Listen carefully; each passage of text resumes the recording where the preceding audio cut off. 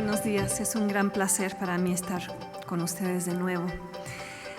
Si Madame Calderón de la Barca, esa famosa escritora del siglo XIX, escribiera su libro La vida en México hoy, tendría que cambiarle el nombre a Monopolilandia, porque desde el primer momento en que pisara el país se enfrentaría a los síntomas de una economía monopolizada y a un gobierno impotente.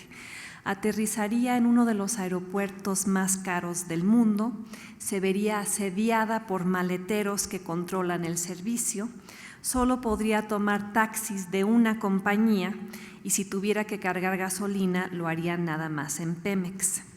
En el hotel habría el 75% de probabilidades de que consumiera una tortilla vendida por un solo distribuidor y si se enfermara del estómago y necesitara ir a una farmacia, descubriría que las medicinas ahí cuestan más que otros lugares que ha visitado.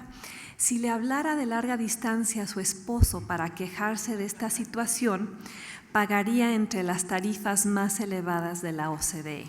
Y si prendiera la televisión para distraerse ante el mal rato, descubriría que solo existen dos cadenas.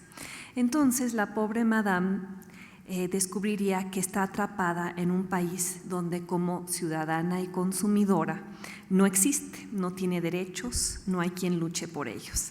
Y si decidiera hablar a teléfonos de México para reclamar los cargos adicionales e inexplicables que le han hecho a su celular recién adquirido, la mantendrían en la línea un par de horas, después de transferirla con 2 secretarias y la prima del supervisor, le dirían que tiene que presentarse personalmente en las oficinas de la compañía para aclarar su caso.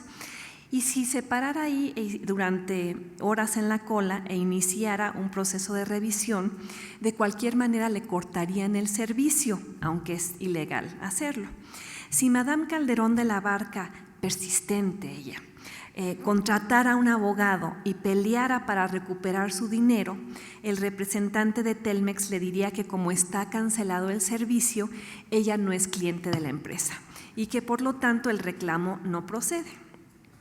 Indignada ante el abuso y la impunidad, haría uso de la Ley Federal de Acceso a la Información y pediría una solicitud, y este es un caso verídico, a la Comisión Federal de Telecomunicaciones, pidiendo la documentación del seguimiento efectuado para asegurar el cumplimiento de las obligaciones del título de concesión de Telmex. En pocas palabras, Madame querría saber si la compañía ha cumplido con sus obligaciones, las obligaciones que el gobierno le impuso desde su privatización en 1990. Querría saber si el órgano regulador ha cumplido con la misión para el cual fue creado. ¿Y cuál sería su horror después de varios meses al recibir la respuesta a su petición?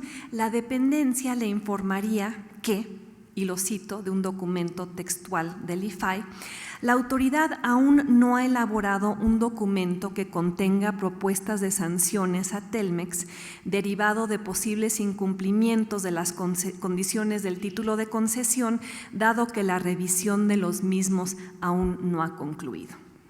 Número de expediente 104507.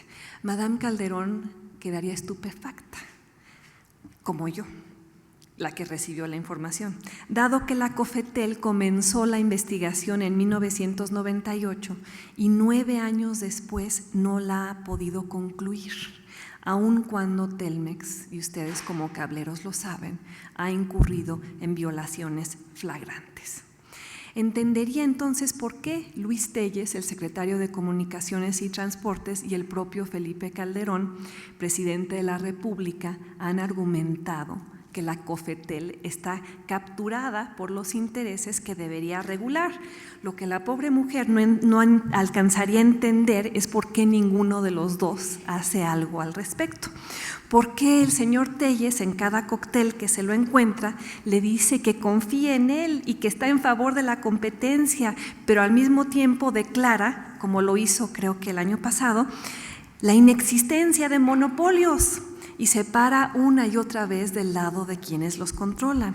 Pero aún más grave, Madame Calderón y yo no lograrían concebir que el Ejecutivo abdique de su responsabilidad y posponga decisiones que podría tomar hoy para fomentar una economía más competitiva y menos onerosa para los consumidores del país que gobierna.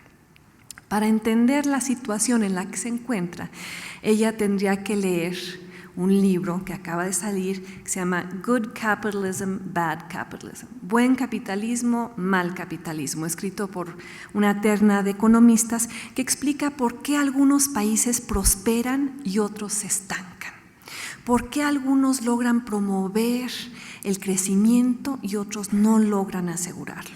Y la respuesta se encuentra precisamente en el tipo de capitalismo que tienen. El capitalismo de Estado o el capitalismo oligárquico o el capitalismo democrático. México posee rasgos de los primeros dos y todavía está lejos de acceder al capitalismo democrático, a ese capitalismo dinámico donde el Estado no protege privilegios, defiende cotos, elige ganadores o permite la perpetuación de un pequeño grupo, con la capacidad de vetar reformas que los perjudican. Hoy México padece las consecuencias de esfuerzos fallidos por modernizar la economía, esfuerzos que comenzaron hace más de 20 años. Como ustedes saben, entre 1988 y 1994, la tecnoburocracia mexicana privatizó bancos, telecomunicaciones, otros bienes del Estado, pero estas reformas no lograron producir una economía dinámica con beneficios claros para el consumidor debido a la inexistencia de regulaciones eficaces.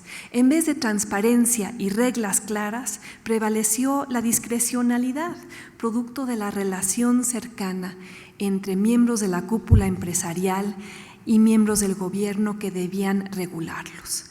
México siguió el consenso de Washington, pero lo hizo mal y con malos resultados. Una economía que no crece lo suficiente, una cúpula empresarial que no compite lo suficiente, un modelo económico que concentra la riqueza y no la distribuye de manera más eficaz.